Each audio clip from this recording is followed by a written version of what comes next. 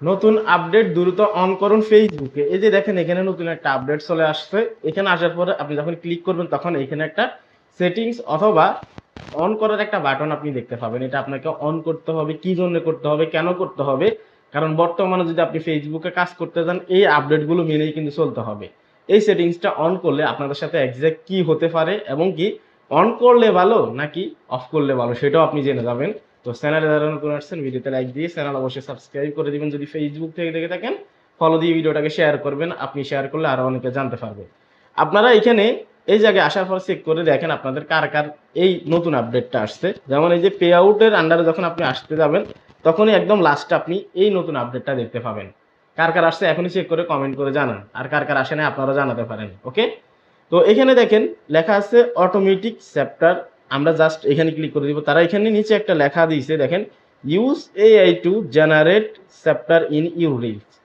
তারা কি বলছে, এআই দিয়ে তারা চ্যাপ্টার জেনারেট করে আপনার ভিডিওটাকে ফেসবুকে মানুষের কাছে পৌঁছাবে। এখন এটা কিভাবে, আমি এখানে ক্লিক করে দিই।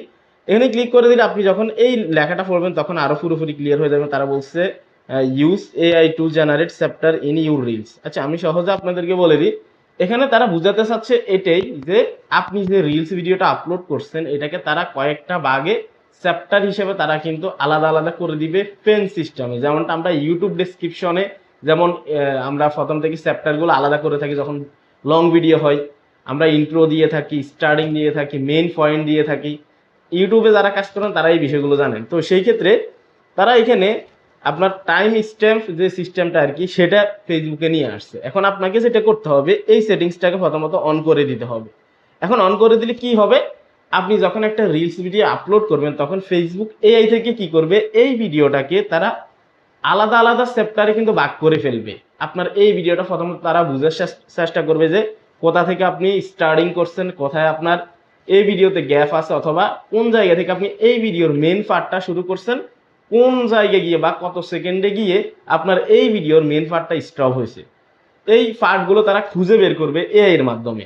বের করে তারা কি করবে, আলাদা আলাদা আলাদা আলাদা চ্যাপ্টার করবে। করার পরে অডিয়েন্স যখন আপনার এই রিলসটা দেখবে তখন সে কোন চ্যাপ্টারটা দেখতে চাচ্ছে একটা রিলসের আন্ডারেই থাকবে। সে সরাসরি এরকম স্কিপ যেরকম আমরা ভিডিও স্কিপ করি এরকম টেনে ওই সেকেন্ড অথবা থার্ড অথবা লাস্ট যেটা থাকবে চ্যাপ্টার সেখানে ক্লিক করে সে দেখতে পারবে। তার মানে তার যে অংশটুকু প্রয়োজন সে সিলেক্ট করে স্কিপ করে করে দেখতে পারবে।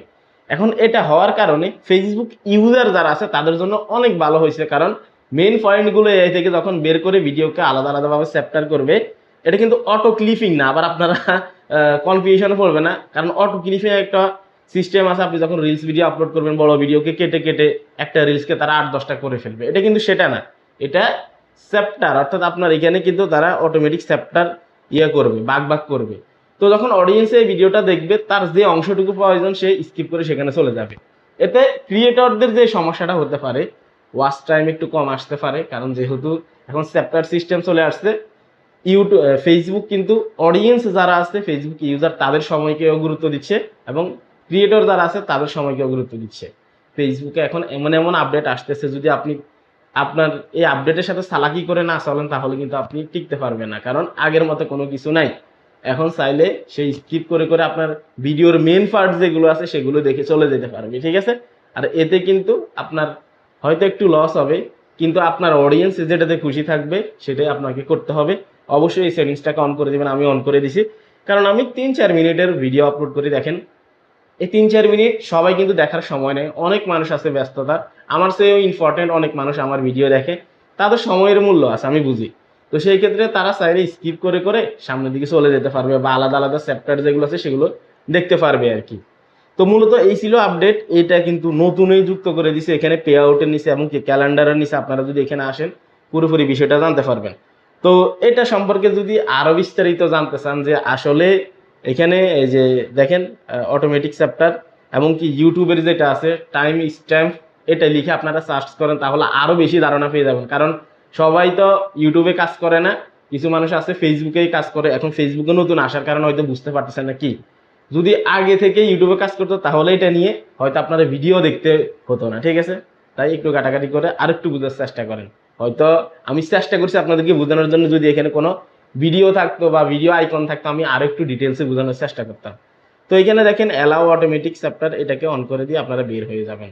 আশা করি বুঝতে পারছেন। আপডেট কেমন লাগছে কমেন্ট করে জানান। এই ছিল কমপ্লিট ভিডিও।